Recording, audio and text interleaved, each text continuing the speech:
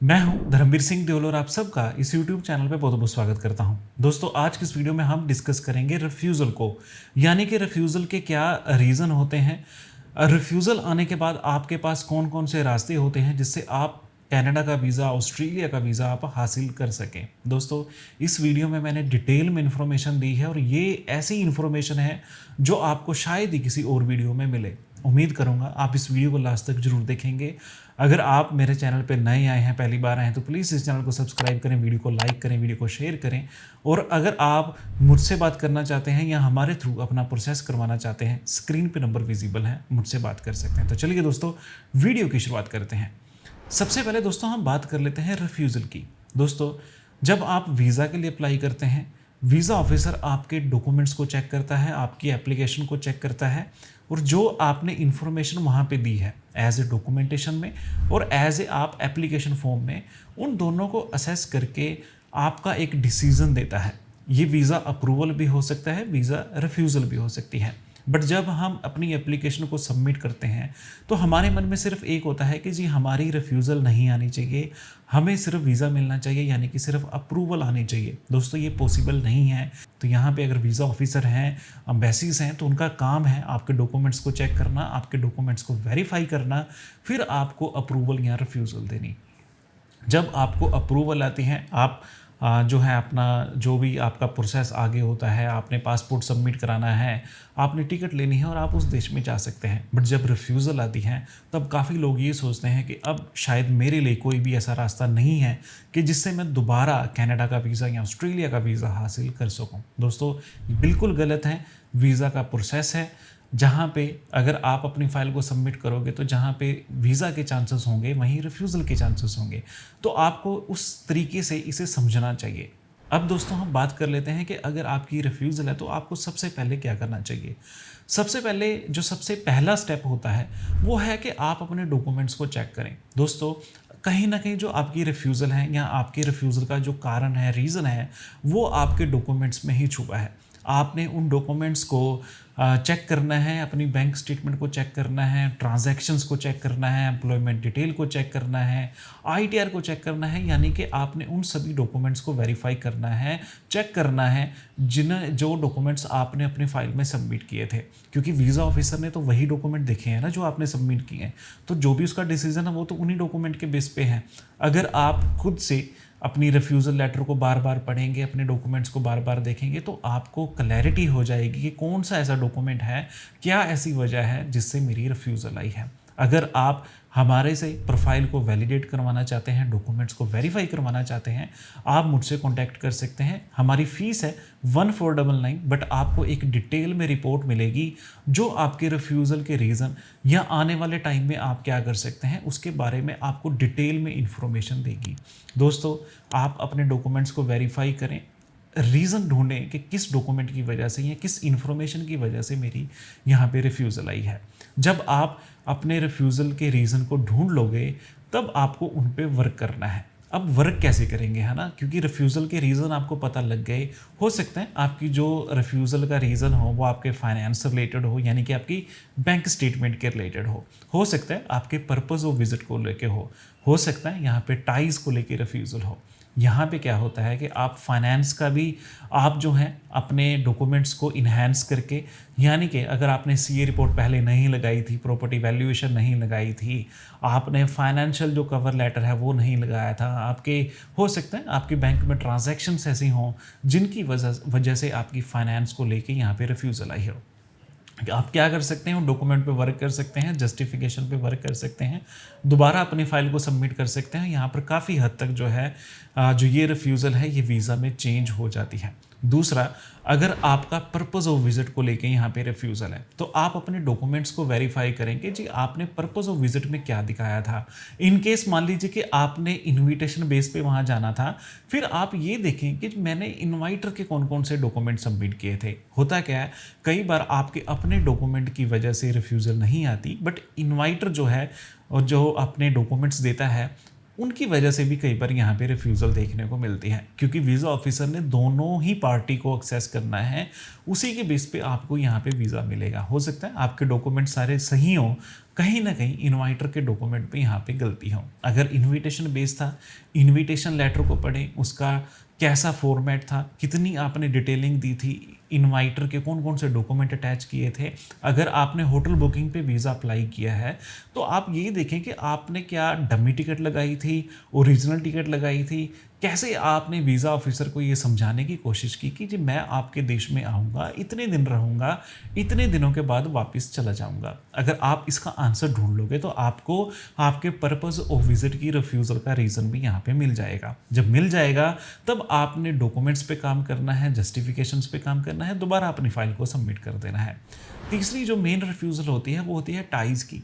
यहाँ पे टाइज जो है वो एज ग्रुप को भी लेके आती हैं। अगर आपकी एज जो है वो छोटी है, आपके पास कोई एम्प्लॉयमेंट टाइज नहीं है, आप सिंगल हैं, तो यहाँ पे ज़्यादातर जो रिफ्यूज़ल है वो टाइज को देखने को ही मिलती है। दूसरा, उन केसेस में जहाँ पे पेरेंट्स अपने बच्चों के पास जा रहे हैं और जो 2 बच्चे हैं दोनों के दोनों कनाडा में हैं, तो वहाँ पे भी ये रिफ्यूज़ल जो है ये देखने को मिलती है। तो इसके पीछे रीज़न क्या है दोस्तों? वीज़ा ऑफिसर को एक चीज़ चाहिए कि आप किस रीज़न से वापस जाओगे, तो इसे हम टाइज कहते हैं। वीज़ा ऑफिसर आपके टाइज को वेरीफाई करता है कि ये रीज़न है इस बंदे के पास वापस जाने के। जब उसे वो रीज़न नहीं मिलते, जब उसे कोई भी आंसर नहीं मिलता, तो वो वहाँ पे रिफ्यूज़ल दे देता है। अगर आपकी एज छोटी है, अपने एम्प्लॉयमेंट डॉक्यूमेंट्स के ऊपर काम करें, फिर अपनी फ़ाइल को सबमिट करें। बट यहाँ पे अगर आपकी जो एज वो 18 साल से लेके 22-23 साल तक है, तो कोशिश करें अभी अपनी फ़ाइल को दोबारा सबमिट ना करें। वेट करें जब आपके पास एम्प्लॉयमेंट के टाइज होंगे, फिर आप अपनी फ़ाइल को सबमिट कर सकते हैं। वहीं अगर आप पेरेंट्स हैं, आपके दोनों बच्चे कनाडा में हैं, तो आपको एक डिटेल जस्टिफिकेशन चाहिए कि जी मेरे दोनों बच्चे वहाँ पे हैं, मेरी फैमिली वहाँ पे है, बट मेरे पास इंडिया में काफ़ी टाइज हैं। अब काफ़ी टाइज में आपके प्रॉपर्टी टाइज हो सकते हैं, आपकी अपनी यहाँ पे जो पेरेंट्स हैं उनके टाइज हो सकते हैं, आपने यहाँ पे काम किया होगा, आपका बिजनेस होगा, आपने जॉब की होगी, हो सकता है आप पेंशन में हो, तो आपके दोस्त होंगे, है ना। आप जितनी डिटेल यहाँ पे दे सको उतनी डिटेल आपने यहाँ पे डॉक्यूमेंट्स में देनी है, फिर आप अपनी एप्लीकेशन को सबमिट कर सकते हैं। तो ये सारे रास्ते हैं, जो भी रिफ्यूज़ल है उसके ऊपर काम करें, फिर अपनी एप्लीकेशन को यहाँ पे सबमिट करें। अब दोस्तों हम बात कर लेते हैं उन एप्लीकेंट की जिनके पास काफ़ी अच्छा बैलेंस था, क्योंकि हमारे पास देखो हर तरह का क्लाइंट आता है। कुछ क्लाइंट ऐसे भी हैं जिनका जो वीज़ा है वो मिनिमम बैलेंस पे आया था, यानी कि 2 लाख 3 लाख पड़ा था, और काफ़ी क्लाइंट ऐसे भी हैं जिनके पास करोड़ों रुपया था तब भी उनकी रिफ्यूज़ल आई। तो ऐसा क्या है कि अगर वीज़ा ऑफिसर आपके फ़ंड को ही देख रहा है, तो यहाँ पे तो ज़्यादा अप्रूवल होनी चाहिए उन लोगों की जिनके पास मैक्सिमम जो आपके सेविंग अकाउंट में पैसा पड़ा था। दोस्तों ऐसा नहीं है। वीज़ा ऑफिसर को क्या चाहिए? वीज़ा ऑफिसर को ये चाहिए कि जी ये पर्सन है, ये मेरी कंट्री में आएगा, वहाँ पे खर्च करेगा, खर्च करके वापस जाएगा, तो इस सारे के सारे बीच में जो पैसा खर्च होगा वो उसके पास कितना है। अब मान लीजिए कि अगर आपका जो बैलेंस है वो 1 लाख, 1.5 लाख, 2 लाख है, तो यहाँ पे क्या चीज़ होगा कि आपको कौन इनवाइट कर रहा है। हो सकता है आपके पास इनविटेशन हो सकता है इनवाइटर ने अपने डॉक्यूमेंट यहाँ पे सबमिट किए हों। जब ऐसा होगा तो वो 2 लाख भी आपके पास काफ़ी होंगे। बट अगर आप होटल बुकिंग पे अप्लाई कर रहे हो, आपके पास सिर्फ 2 लाख है, तो वहाँ पे आपका वीज़ा नहीं आएगा।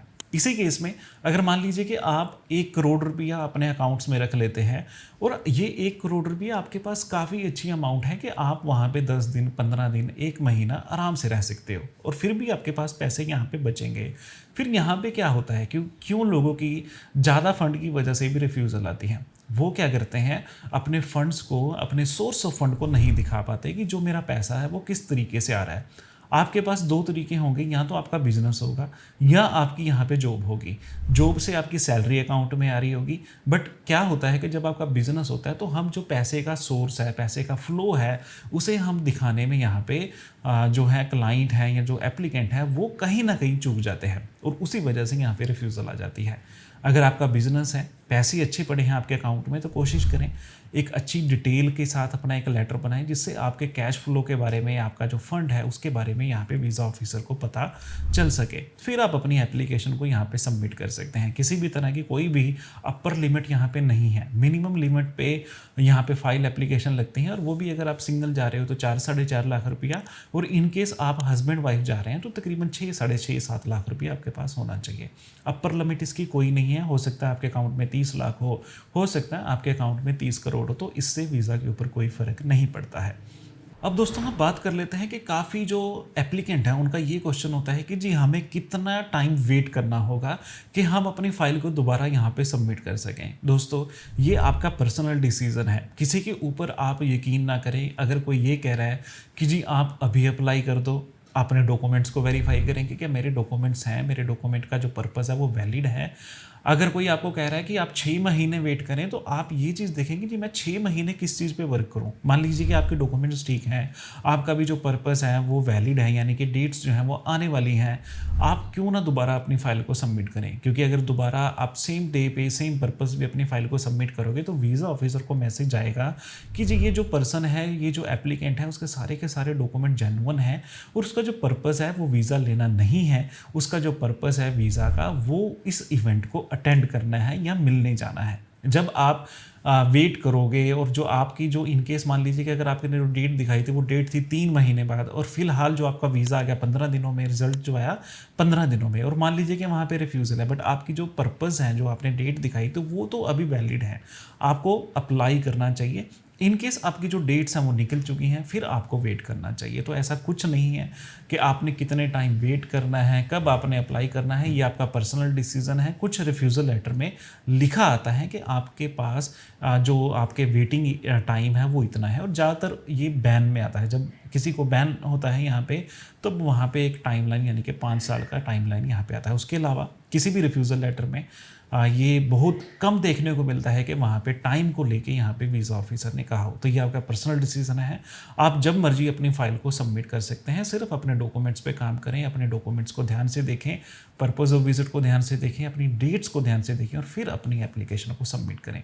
उम्मीद करता हूँ दोस्तों इस वीडियो के माध्यम से मैं आपको ये समझाने में सफल हुआ होगा कि क्या रिफ्यूज़ल है, क्यों आप रिफ्यूज़ल को लेके इतना डरते हैं, किस रीज़न की वजह से रिफ्यूज़ल आती है और रिफ्यूज़ल आने के बाद आपके पास क्या ऑप्शन अवेलेबल होते हैं, कैसे आप अपनी एप्लीकेशन को रीअप्लाई कर सकते हैं। अगर दोस्तों अभी भी आपके मन में कोई क्वेश्चन है या आप मुझसे बात करना चाहते हैं, हमारे थ्रू प्रोसेस करवाना चाहते हैं, हमसे डॉक्यूमेंट वैलिडेट करवाना चाहते हैं, स्क्रीन पे नंबर विजिबल है, आप कॉन्टैक्ट कर सकते हैं। तो चलिए दोस्तों आज की इस वीडियो में इतना ही, मिलते हैं अगली वीडियो में।